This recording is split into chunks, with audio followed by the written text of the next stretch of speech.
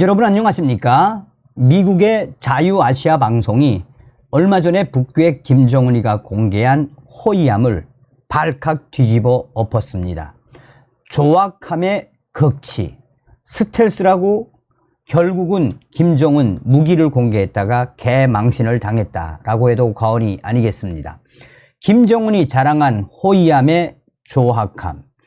자, 자유아시아 방송이 이 북한에 공개했던 이번 신형 호의함에 대해 상세하게 전했습니다. 그러면서 이 한반도 무기 대백과 김진국 기자와 또한 자유국방네트워크의 이일우 사무국장과 함께 김정은의 이 호의함에 대해 작심을 하고 발칵 뒤집어 엎었습니다. 이일우 자유국방네트워크 사무국장은 북한 노동신문이 8월 21일 김정은이 해군 동해함대 군이 제2수상 함전대를 방문해 신형 경비함 전략 순항 미사일 발사 훈련을 참관했다라고 보도했습니다. 북한은 이번 훈련을 실시한 부대가 군이 제2수상 함전대라고 밝혔는데, 이 부대는 이번에 처음 그 전제가 공개된 부대로 기존 동해함대 편제에는 없던 신설 부대입니다. 북한 김정은이 시찰한 해군 부대의 정확한 장소를 밝히지는 않았지만 북한이 공개한 사진 자료들을 종합했을 때 훈련이 실시된 곳은 바다가 육지 안쪽으로 들어가 있는 만의 형태였고, 경비함이 계류되어 있던 부두의 계류 방향 뒤편의 낮은 산의 지형과 건물의 구조를 고려했을 때 이번에 공개된 경비함 661호는 함경남도 라곤군에 있는 동해함대 사령부에서 김정은의 훈련 현지 지도를 받은 것으로 추정하고 있습니다. 그러면서 이일우 국장은 원래 이곳에는 북한의 주력 호위함이던 나진급 호위함과 오사급 미사일 고속정 또 코마급 미사일 고속정이 주둔하던 곳인데, 동해함대 직할 경비전대가 신형함을 인수하면서 신규 부대인 군이 제2수상함 전대로 개편된 것으로 추정된다라고 이일우 국장은 강조하고 있습니다. 김정은이는 이번 훈련 현지도에서 경비함 661호가 전략 순항 미사일인 화살 2형을 발사하는 장면을 참관을 했는데, 북한은 이번 훈련에서 군함의 전투적 기능과 미사일 무기 체계의 특성을 재확증하고 단 한 치의 오차도 없이 목표물을 타격했다라고 주장했습니다.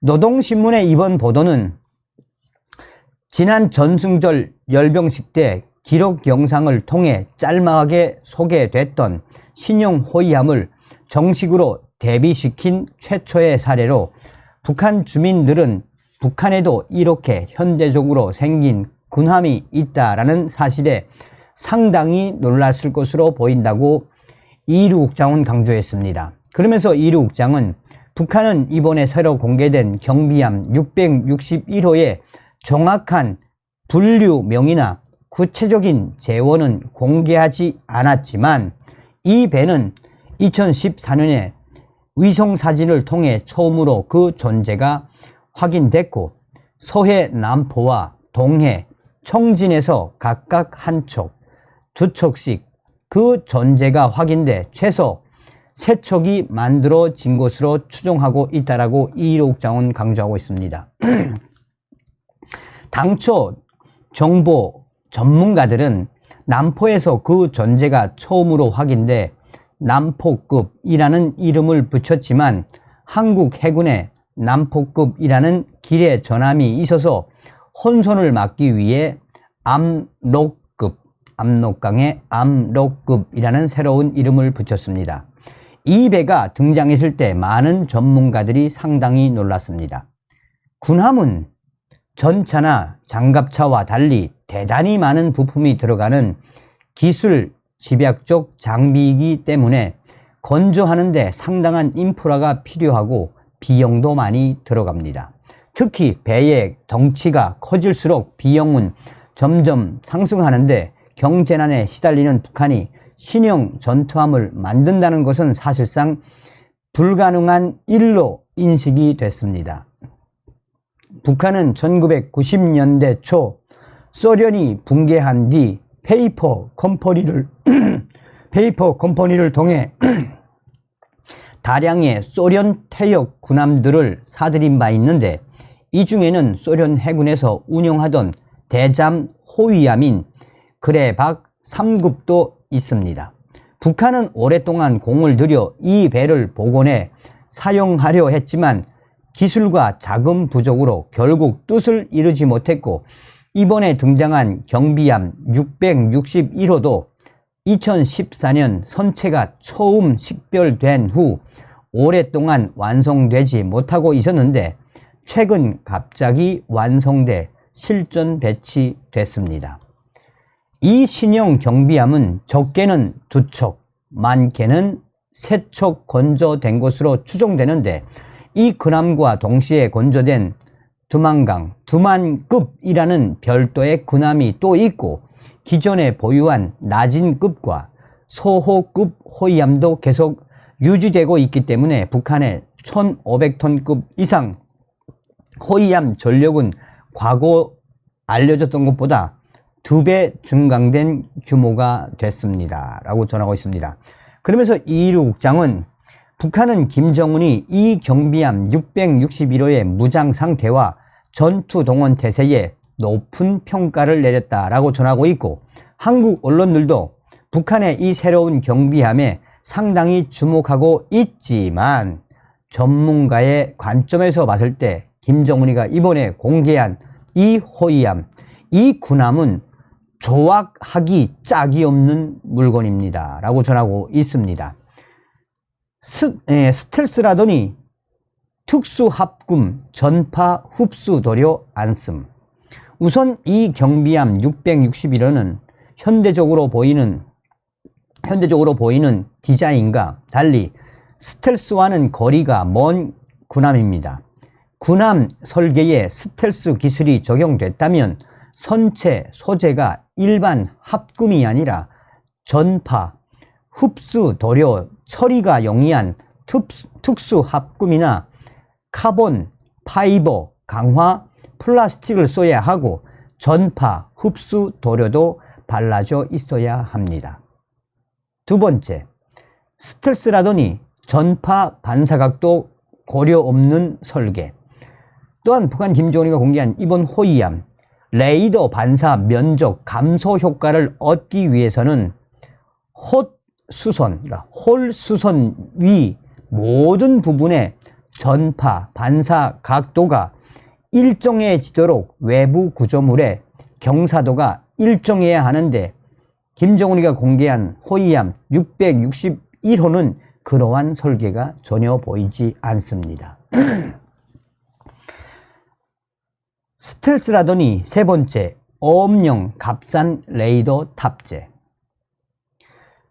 이 군함은 센서도 전혀 현대화되지 않았습니다. 북한은 과거 농어급이나 해삼급이나 같은 고속정은 물론 NLL 인근에 있는 한박도 전초 기지에서도 설치해 해상 탐지용 레이더로 쓰고 있는 일본 후루노사의 FAR 2258 레이더를 달고 있습니다. 이 레이더는 X밴더 레이더로 48해리 약 89km 정도의 탐지 거리를 갖는 어업용 레이더입니다.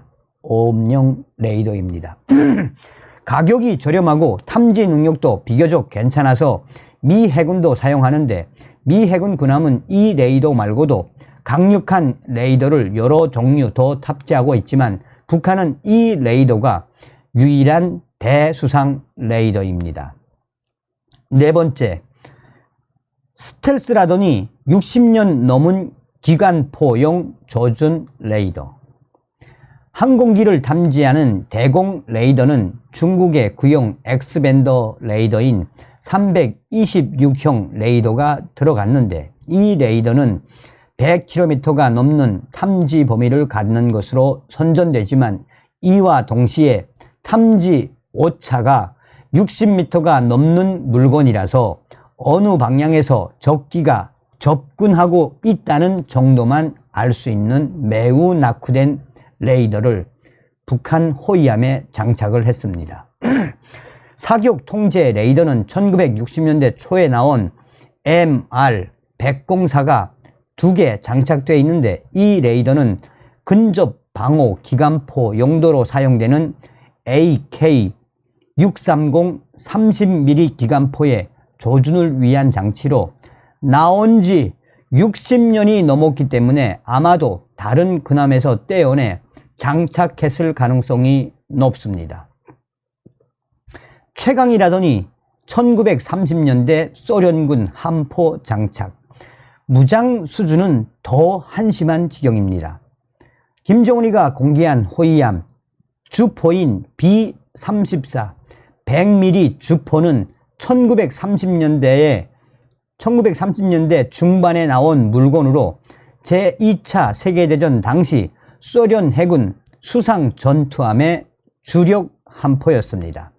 최대 32km까지 폭격할 수 있다고는 하지만 파도가 치는 바다 위를 떠다니는 선체의 3차원 위상 변화를 보정해줄 사격 통제 컴퓨터 같은 것도 없기 때문에 사실상 눈먼 대포를 달고 있습니다. 최강이라더니 두 번째, 1950년대 소련제 대잠 로켓. 함포 뒤에 있는 원통은 소련제 RBU-1200 대잠 로켓 발사기인데 이 시스템도 1950년대 중반 배치된 구형입니다. 잠수함을 정확하게 공격할 능력은 없고 잠수함이 있을 만한 좌표에 여러 발의 폭탄을 날려 보내 터뜨리는 구조로 전형적인 제2차 대전형 대잠 무기입니다. 사거리도 1km 정도에 불과해 현대적인 잠수함에 대한 저지 능력이 전혀 없습니다. 최강이라더니 세 번째, 표식 식별 못하는 퇴물 미사일.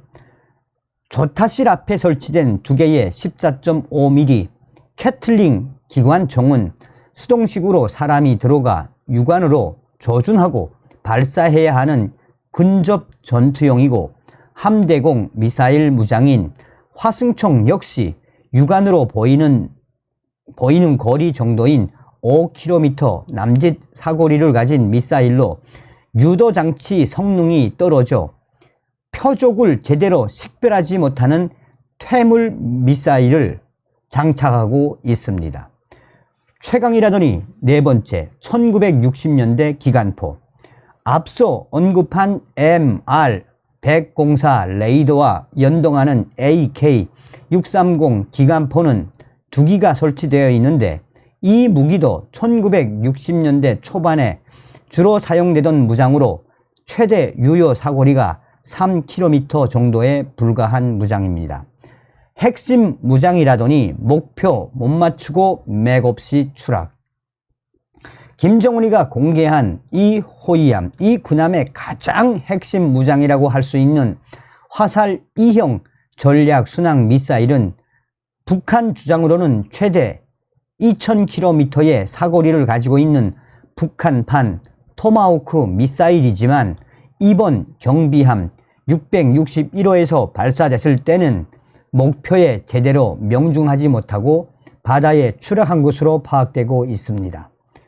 즉 경비함 661호는 외형은 그럴싸한 스텔스 흉내를 내고 있지만 과거부터 사용되던 센서와 장비들을 긁어 모아 완성한 구형 기술의 집합체로 한국 해군에게는 별다른 위협이 되지 않는 군함입니다.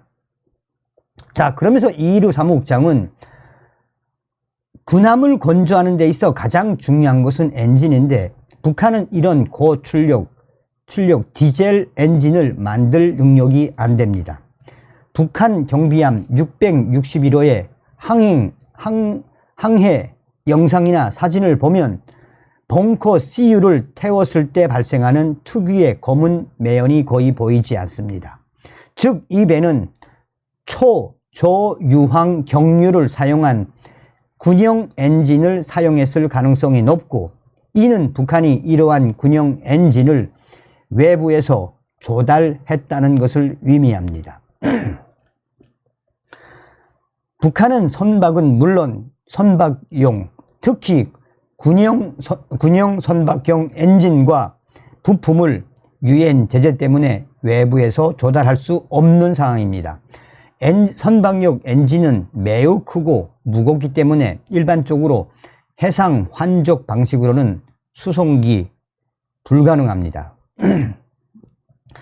즉, 북한은 육로를 통해 중국에서 고출력 군용 디젤 엔진을 공급받았을 것입니다.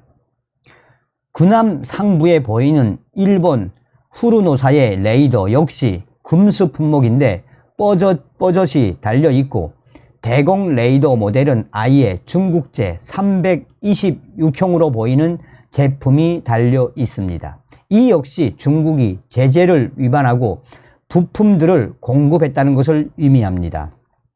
북한은 경비함 661호와 동형의 또 다른 군함도 만들었는데, 동해에서 식별된 이 배는 함포 대신 RBU 6000이라는 대잠 로켓을 장착하고 있습니다. RBU 6000은 소련에서 만든 사거리 5.5km 대잠 로켓으로 북한은 도입한 적이 없는 장비입니다. 이 장비가 있다는 것 자체가 외부에서 수입됐을 가능성이 높고, 대잠 로켓을 달고 있다는 것은 대잠 센서, 즉 소나도 선체 아래에 달고 있다는 것을 의미합니다. 북한은 이러한 대잠 로켓과 소나를 자체 제작할 인프라가 없기 때문에 이런 장비들을 육로가 연결된 유일한 우방국 중국에서 조달했을 가능성이 매우 높습니다. 즉, 이번에 공개된 북한의 신형 전투함은 중국이 대북 제재를 얼마나 무시하고 있고 북한에 얼마나 광범위한 군사 지원을 해주고 있는지를 보여주는 것으로, 한국 정부는 이 부분에 대해 중국에 강력하게 항의해야 한다라고 이일우 국장은 강조하고 있습니다. 한마디로 요약하면 무엇이겠습니까? 다급한 김정은이가 깡통 무기를 선보이면서까지 지랄 발광을 하고 있다는 거죠. 다음 시간에 뵙겠습니다. 멸공.